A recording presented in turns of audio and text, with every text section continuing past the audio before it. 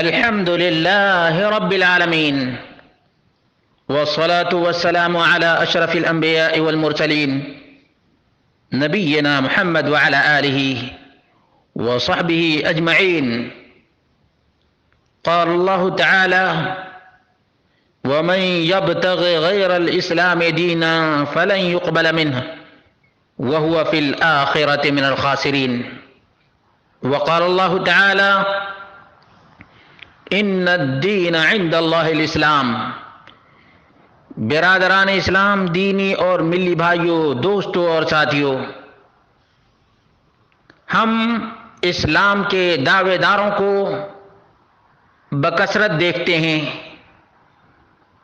اور بہت سے گروہ، بہت سے فرقے اور بہت سے گروپ اسلام کے غلبہ کی فکر اور اسلام کے غلبہ کی بات کرتی نظر آتی ہیں، لیکن ہمیں ایک مسلم اور مومن ہونے کے ناطے دیکھنا چاہیے کہ اصلی اسلام کے غلبہ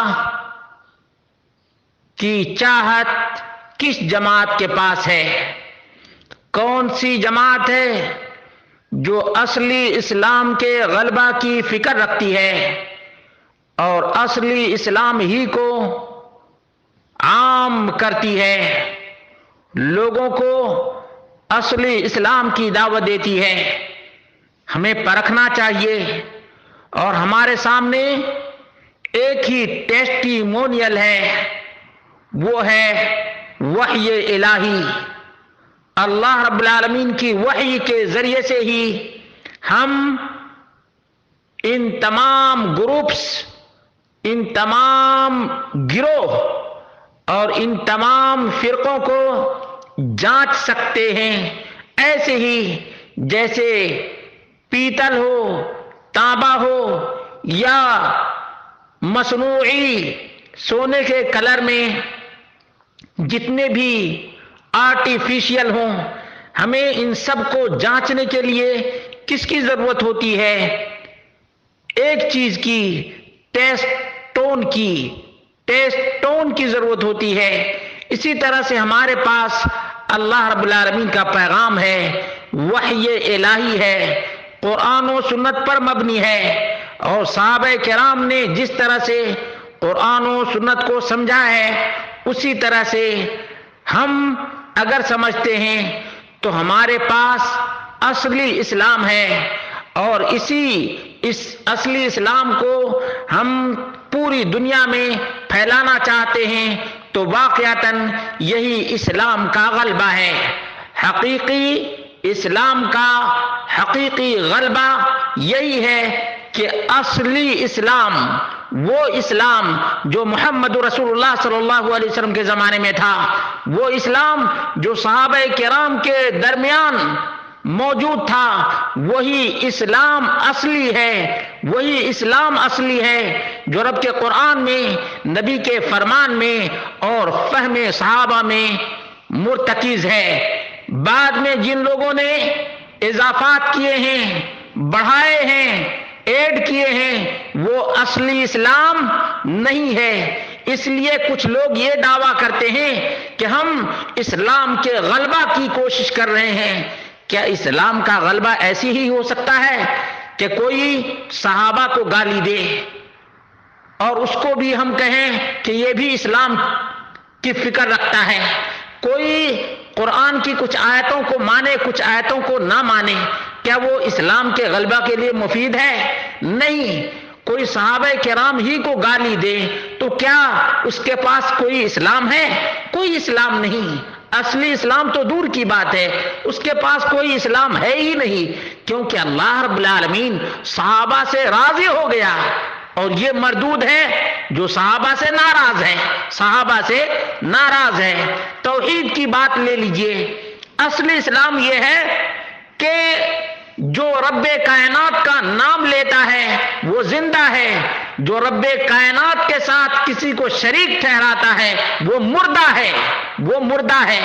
اب مردہ فروشی اور مردہ پرستی کا کاروبار بالکل عام ہے، بالکل عام ہے. تو کیا وہ اسلام کے غلبہ کی فکر رکھتے ہیں؟ جو لوگ غیر اللہ کی دہائی دیتے ہیں، غیر اللہ سے التجا اور فریاد کرتے ہیں، کیا ان کو اصلی اسلام کی فکر ہے؟ یقیناً نہیں. اس لیے میرے بھائیو، دوستو اور ساتھیو، ہمیں جانچنا چاہیے، پرکھنا چاہیے اور ٹیسٹون کا استعمال کرنا چاہیے. کس کا استعمال کرنا چاہیے؟ ٹیسٹون استعمال کرنا چاہیے. اور اس کے بعد ہی ہمیں اندازہ ہوگا کہ واقعتاً اصلی اسلام کے غلبہ کی فکر کس جماعت کو ہے. وہ لوگ جو دعویٰ کر رہے ہیں کہ اسلام کے غلبے کی ہم قد و کاوش کر رہے ہیں، یہ کھوکھلا دعویٰ ہے. کیسا دعویٰ ہے؟ کھوکھلا دعویٰ ہے. حقیقت لوگوں کے سامنے پیش کریں کہ رب واحد کے علاوہ کوئی عبادت اور بندگی کے لائق نہیں، اور محمد رسول اللہ صلی اللہ علیہ وسلم کے علاوہ کوئی اتباع اور پیروی کے لائق نہیں ہے. اور جس طرح سے اللہ کی عبادت اور محمد رسول اللہ صلی اللہ علیہ وسلم کی اطاعت صحابہ کرام نے کی ہے، ہمیں بھی اسی طرح سے کرنا چاہیے. یہی تین بنیادیں یاد رکھیں، اسلام کے غلبہ بنیادیں. اور جس جماعت کے اندر یہ تینوں چیزیں پائی جائیں، دراصل وہی جماعت ہے جس کے لیے بشارت ہے. اور اسی جماعت کے بارے میں اللہ کے رسول صلی اللہ علیہ وسلم نے فرمایا، ما انا علیہ واصحابی، جس پر میں ہوں اور میرے صحابہ ہیں اسی پر بعد اور اللہ رب العالمین کی رضامندی اور خوشنودی ملے گی اور دین کا غلبہ ہوگا. کوئی اپنی طرف سے دین بنا لے اور یہ کہہ دے کہ ہمیں اس کو بھی لے کر چلنا ہے، اس کو بھی لے کر چلنا ہے، اس کو بھی پوجنا ہے، اس کی بھی صفائی کرنی ہے، اس کی بھی دیکھ ریکھ کرنی ہے، اور مورتی کی بھی صفائی کرنی ہے. مورتی کی صفائی کرنے والا اصلی اسلام کا علمبردار ہو ہی نہیں سکتا ہے. مندر کی صفائی کرنے والا اصلی اسلام اس کے پاس ہے ہی نہیں، تو اسلام کا غلبہ کیا کرے گا؟ یہ کھوکھلا دعویٰ ہے. اور عرصے دراز سے یہ کوشش کی جا رہی ہے اور لوگوں کو یہ باور کرایا جا رہا ہے کہ ہم اسلام کے غلبہ کی کوشش کر رہے ہیں. بھائی جب اصلی اسلام تمہارے پاس ہے ہی نہیں تو تم کس چیز کا غلبہ چاہتے ہو؟ چونچوں کا مربع، چونچوں کا مربع کو عام کرنا چاہتے ہو؟